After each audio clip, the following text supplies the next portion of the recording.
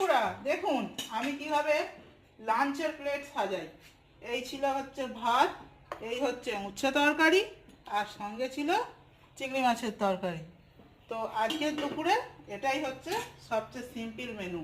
তো দেখো তরকারি তো হয়েই গেছে, এবার আমি এটাকে সার্ভ করব।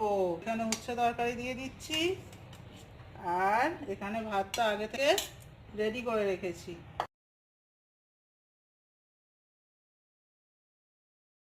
এবার আমি ভাতটা এখানে দিয়ে দেবো। দেখো বন্ধুরা,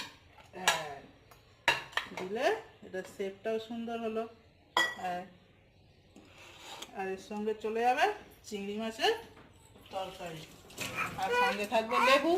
তো তোমরা কে কে খেতে চাও অবশ্যই কমেন্ট করো, ভালো লাগলে শেয়ার করে দিও।